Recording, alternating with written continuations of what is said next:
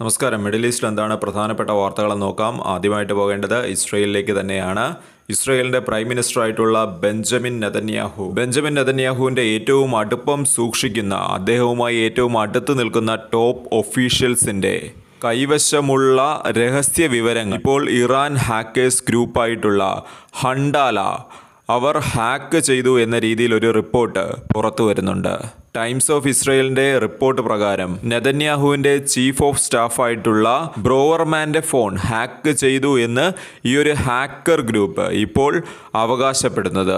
Chief of സ്റ്റാഫിൽ നിന്ന് കിട്ടിയ വിവരങ്ങൾ അത് പുറത്തുവിടുമെന്നൊരു കാര്യവും ഇത്തരം ഗ്രൂപ്പുകൾ പറയുന്നുണ്ട്. അതിൽ തന്നെ ഏറ്റവും പ്രധാനപ്പെട്ടതാണ് ഖത്തർ സ്കാൻഡൽ ഡോക്യുമെൻറ്റ്സ് ഇതിൽ ഉൾപ്പെടുന്നുണ്ട് എന്നാണ് ഇവർ പറഞ്ഞു വെക്കുന്നത്. അതായത് ഈ ഖത്തർ സ്കാൻഡൽ ഡോക്യുമെൻസിൽ ഇസ്രയേലി സർക്കാർ വൻ പ്രതിസന്ധി ഇതിനു മുമ്പ് നേരിട്ടിട്ടുള്ള ഒരു കാര്യമാണ്. അത് സംബന്ധിച്ച് കൂടുതൽ വിവരങ്ങൾ പുറത്തുവിടുമെന്നാണ് ഈ ഒരു ഗ്രൂപ്പ് ഇപ്പോൾ പറഞ്ഞിരിക്കുന്നത്. എന്നാൽ ഇസ്രയേലി ഭരണകൂടം ഇതിനോട് കാര്യമായി പ്രതികരിച്ചിട്ടില്ല. ഇത്തരം ഒരു കാര്യമേ നടന്നിട്ടില്ല എന്നാണ് ഇസ്രയേലി ഭരണകൂടം പറയുന്നത്. എന്നാൽ ഇതിനോട് ചേർന്ന് ഇസ്രയേൽ പറയുന്നൊരു കാര്യം, ഇത് സംബന്ധിച്ച് ഈ ഒരു വിഷയം സംബന്ധിച്ച് ഒരു അന്വേഷണം അത് ആരംഭിച്ചിട്ടുണ്ട് എന്നാണ് ഇസ്രയേലി ഭരണകൂടം തന്നെ പറയുന്നത്. ഇസ്രയേലിൻ്റെ ഭാഗത്തു നിന്ന് വരുന്ന ഈ ഒരു സ്റ്റേറ്റ്മെൻറ്റിൽ തന്നെ ചില പൊരുത്തക്കേടുകളുണ്ട്. ഒന്നും നടന്നില്ല എന്ന് പറയുകയും അതിനോട് ചേർന്ന് ഇത് സംബന്ധിച്ചൊരു അന്വേഷണം ഉണ്ടാകുമെന്ന് പറയുന്നതും ഇത് രണ്ടും എങ്ങനെ ഒരുമിച്ച് പറയാൻ കഴിയുമെന്നൊരു ചോദ്യമാണ് അവിടെ ഉയർന്നു വരുന്നത്. ഇറാൻ്റെ ഈ ഒരു ഹാക്കേഴ്സ് ഗ്രൂപ്പ് പറയുന്നതനുസരിച്ച് അവർ തെളിവ് കൊണ്ടുവന്നാൽ, അവർ തെളിവ് പുറത്തുവിട്ടാൽ അത് ബെഞ്ചമിൻ നെതന്യാഹുവിനെ പ്രതിസന്ധിയിലാക്കുമെന്നാണ് ഈ ഒരു ന്യൂസ് റിപ്പോർട്ടിൽ പറയുന്നത്. ഒരുപക്ഷെ ഇത്തരമൊരു സാഹചര്യം ബെഞ്ചമിൻ നെതന്യാഹുവിൻ്റെ രാജിയിലേക്ക് വരെ എത്തിയേക്കാം എന്നൊരു സൂചനയും ഈ ഒരു റിപ്പോർട്ടിൽ ചൂണ്ടിക്കാണിക്കുന്നുണ്ട്.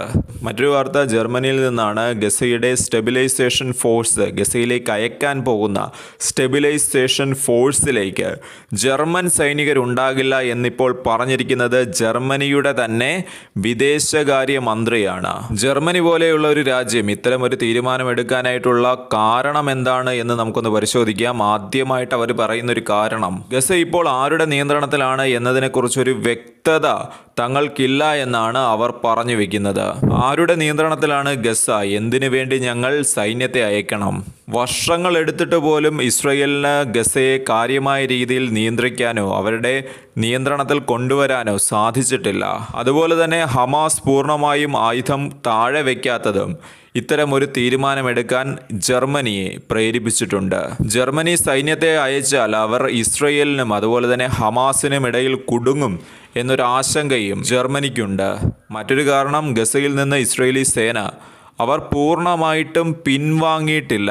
ഇസ്രയേലി സൈന്യം ഇപ്പോഴും ഗസയിലുണ്ട്. അങ്ങനെ ഒരു സാഹചര്യത്തിൽ ജർമ്മൻ സേന ഗസയിലേക്ക് വരികയാണ് എന്നുണ്ടെങ്കിൽ ഈ ഒരു ഇസ്രയേലി സൈനികരുടെ ചെയ്തികൾക്ക് ഒരുപക്ഷെ ജർമ്മൻ സൈനികരും ഉത്തരവാദിത്തം പറയേണ്ടതായിട്ട് വരും. ലോകത്തിൻ്റെ മുഴുവൻ വിമർശനവും ഒരുപക്ഷെ ജർമ്മനി നേരിടേണ്ടതായിട്ടും വന്നേക്കാം. ഇതെല്ലാം കൊണ്ടാണ് ജർമ്മൻ സേന ഗസയിലേക്ക് വരുന്നില്ല എന്നൊരു തീരുമാനമെടുത്തത് എന്നാണ് റിപ്പോർട്ടുകൾ സൂചിപ്പിക്കുന്നത്.